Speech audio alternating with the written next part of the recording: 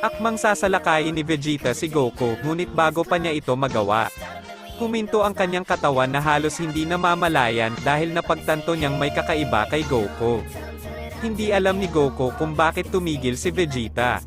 Nakita ni Goku na hindi siya inatake ni Vegeta sa huling sandali at sinabing, "Ano ba Vegeta, wala ka bang balak na atakihin ako?" Sabihin mo Vegeta, natatakot ka ba? Pagkatapos itong marinig ni Vegeta ay hindi napigilan ang kanyang pagmamataas at sinabi, "Tumahimik ka, anong akala mo natatakot ako sa'yo, damn insect, ano ba yung pinagsasabi mo Kakarot? Ipapakita ko sa'yo na mas malakas ako sa'yo, humanda ka." Hindi na nakayanan ni Vegeta at inatake niya si Goku. Ngunit sa pagkakataong ito sa kabila ng pakiramdam ng kawalan ng pag-asa ni Vegeta, nagpatuloy siya sa pag-atake at inatake niya ito ng maraming beses. Pero hindi man lang gumalaw si Goku at parang hindi naapektuhan. Si Goku sa kanyang normal na anyo ay higit na malakas kay Vegeta sa kanyang pagbabagong anyo ng Super Saiyan Blue God. Nakita ni Vegeta na si Goku ay hindi man lang nabigla sa pagbabago at nasa kanyang normal na anyo, hindi siya nakakakuha ng anumang pinsala mula sa kanyang mga pag-atake. Ano ito? Hindi pwede, hindi man lang siya nag-transform. Si Goku pagkatapos matanggap ang lahat ng mga pag-atake na ito mula kay Vegeta ay hindi nakatanggap ng anumang pinsala. Si Goku sa 1,000 segundo ay nagbigay ng mahinang suntok kay Vegeta, na nagpapalipad sa kanya palayo sa lugar at bumagsak sa ilang kalapit na bato. Bago natin ipagpatuloy, maaaring kang mag-subscribe sa channel na ito upang maging updated ka sa mga susunod na bidyong ating ipalalabas. Hindi pwede ito, paano niya ginagawa ang lahat ng iyon sa akin nang hindi man lang nag-transform, paano siya naging napakalakas? Sa malayong lugar, nalaman ng iba na may napakalakas na ki na malayo sa lugar na iyon. At napagtanto nila na unti-unting bumababa ang ki ni Vegeta. Naisip nila ang lahat ngunit hindi man lang sumagi sa isip nila si Goku.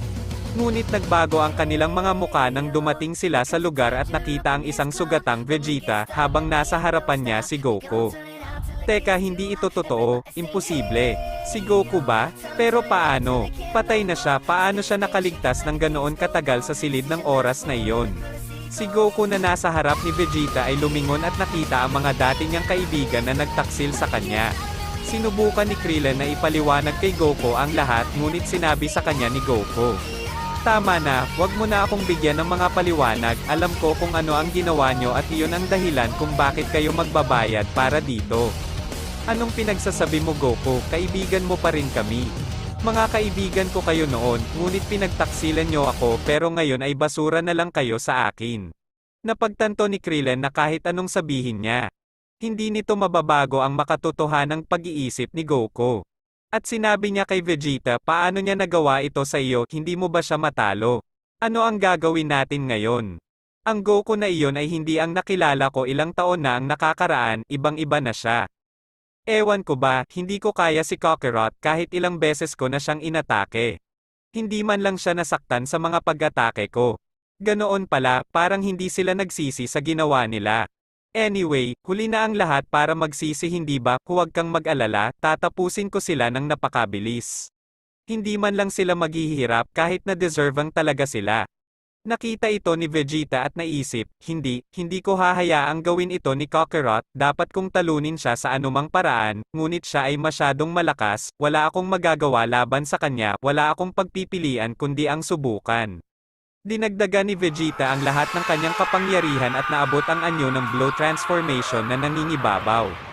At sa buong lakas nito, sasalakayin niya si Goku. Nagawa niyang bigyan siya ng magandang laban kaya napanatili nilang pareho ang isang medyo pantay na labanan. Ang iba ay hindi makita ang bilis ng galaw ng dalawa. Si Goku pagkatapos ng ilang minuto, sabi kay Vegeta, "Masyado ka pang mahina para harapin ako, sinusubukan ko lang ang lakas mo." Medyo dinagdagan pa ni Goku ang kanyang kapangyarihan at binato niya ng energy ball si Vegeta, na kung saan ay sapat na malakas upang iwan siyang malubhang nasaktan sa lupa nang hindi man lang makagalaw. Wala akong magawa, ang tanga ko. Nakakaawa ka Vegeta, bakit mo ako haharapin kung haantong ka sa kaiyahiyang paraan? Mas mabuting maghintay sa nalalapit na kamatayan kaysa subukang iwasan ito sa pamamagitan ng pagtaas ng posibilidad. Sige, ngayon ay oras na para mawala ka sa ginawa mo sa akin. Si Goku ay gumawa ng isang higanteng bola ng kapangyarihan na inilunsad niya habang sinasabing mamatay. Ang bolang ito ng enerhiya ay malapit nang tumama sa kanila, ngunit biglang ang higanteng bola ng kapangyarihan ay ganap na nawasak. Na nagpagulat kay Goku. Paano at sino ang gumawa nito? Sabi ni Goku. Sa harap ni Goku, nagpakita si Beerusama kasama si Whis at ang Diyos na ito ang siyang sumira sa kapangyarihang iyon. Ikaw pala Beerusama, hindi ako makapaniwalang dumating ka pagkatapos ng iyong idinulot. Buti na lang at dumating ka kaya hindi ko na kailangan pang hanapin ka sa kalat mong planeta. Sinabi sa kanya ni Whis, Mr. Beerusama, kung ano ang nangyayari ay hindi na siya ang Goku na kilala natin noon, ang nakikita mo ngayon ay isang ebolusyon ng Goku pagkatapos ng 1,000 taon ng pagsasanay sa lugar na iyon. Ngayon ay mas seryoso at cold-minded na siya sa mga bagay-bagay na wala na ang personality niya dati. Dapat mong maunawaan na gumugol siya ng 1,000 taon ng mag-isa sa lugar na iyon, ngunit ngayon ay tila marami siyang galit sa iyo, at may magandang dahilan, Mr. Beerusama. Ngayon naiintindihan ko na Whis, Goku, kinailangan kitang ikulong sa lugar na iyon. Ito ay isang kahilingan mula sa lahat ng God of Destruction. Dahil ang iyong walang muwang sa sandaling iyon ay naglalagay ng panganib sa lahat ng mga universe, hindi mo ba naiintindihan? Beerusama, wala akong pakialam sa mga palusot mo, hindi mo dapat ginawa at para dyan ay mamamatay ang lahat. Kung susubukan mong makialam dito Whis, magiging pareho kayo ng kapalaran. Dahil dito, medyo nalilito si Whis dahil hindi pa rin niya alam kung ano ang kapangyarihang taglay ngayon ni Goku. Sa kanyang bahagi, sinabi ni Beerus kay Goku, alam ko na Goku. Gusto mo akong harapin Saiyan, nakikita ko sa iyong mga mata. Alam ni Beerus sa mga sandaling iyon na kailangan niyang gawin ang lahat mula sa simula upang dagdagan niya ang lahat ng kanyang kapangyarihan. Naganap na nagpayanig sa Earth. Salamat sa harang na inilagay ng anghel na si Whis sa planeta. At ang Earth ay hindi ganap na nawasak ng kapangyarihan ng God of Destruction na si Beerus. Si Goku ay hindi pa nababago sa anumang pagbabago, ngunit lubos niyang itinataas ang kanyang kapangyarihan sa kanyang normal na anyo. Pareho silang nagsimulang lumaban at ang harang ni Whis ay hindi makayanan ang gayong kapangyarihan at nagsisimula ng masira. Sinabi ni Goku kay Beerus, kung ganyan lang ang kapangyarihan mo, hindi pa ito sapat para magpalit ako ng anyo. Ano bang sinasabi mo, sa ganyang anyo mas makapangyarihan ka pa sa akin? Ito ay imposible, kahit sa normal na anyo mo ay mas malakas ka, hindi ito makatwiran. Beerus, wala kang magagawa laban sa akin, ang iyong kapangyarihan ay ganap na mababa. Manahimik ka Saiyan, ano sa tingin mo ang ginagawa mo, lapastangan?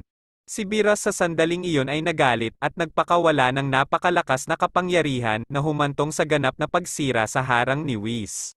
At sinabi ni Whis, magbabayad ka para sa pagharap sa God of Destruction, kaya mamatay ka. Hindi pinapansin ni Goku ang lahat ng ito at seryoso niyang sinabi kay Beerus.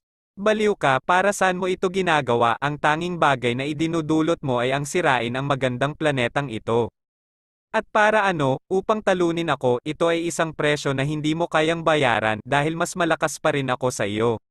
At ang tanging nakikita ko lang sa aking mga mata ay isang hamak na nilalang na sumisira ng lahat sa hindi malamang dahilan dahil mahina pa rin siya. Kung ikukumpara sa kapangyarihan ko, nakakaawa ka, dapat pinatay na kita bago mo pa ginawa ang lahat ng ito sa Earth. Narinig ni Beerus ang mga sinabi ni Goku, sa sobrang galit ay nawalan siya ng dahilan at ang isang ito ay hindi nagdalawang isip at naglungsad ng isang pag-atake para salakayin si Goku at nagawang tamaan siya. Si Beerus ay talagang tila may kalamangan kay Goku, at ang isang ito ay hindi titigil sa pagbibigay ng walang katapusang pag-atake sa Saiyan nang hindi humihinto anumang oras. Ito ay ibang Beerus, isang nilalang na hinayaan ang kanyang sarili na mangibabaw ang galit. Habang ito ay nangyayari, ang planetang Earth ay nagsimulang masira ng higit pa at higit pa. Lahat ng nabubuhay na nilalang sa planeta ay naglaho dahil ang buong planeta ay ganap na nawasak at ang init na naramdaman ay impyerno. Ang mga dating kaibigan ng Saiyan ay sinubukan na tumakas mula sa lugar, nakikita kung paano ito nawasak at nilamon ng lava at sinubukan nilang tumakas gamit ang isang airship. Ngunit nang malapit na silang makaalis sa planeta ay isang sinag ng enerhiya ang tumama sa kanilang sinasakyan at ito ay tuluyang nawasak. Sa gayon ay tinapos ang buhay ni Krillin, Android 18, Yamcha, Tien Shenhan at ang iba pa tulad ni Piccolo na nanatili sa mundo upang ibahagi ang sarili sa kapalaran ng planeta. Samantala, inaatake pa rin ni Beerus si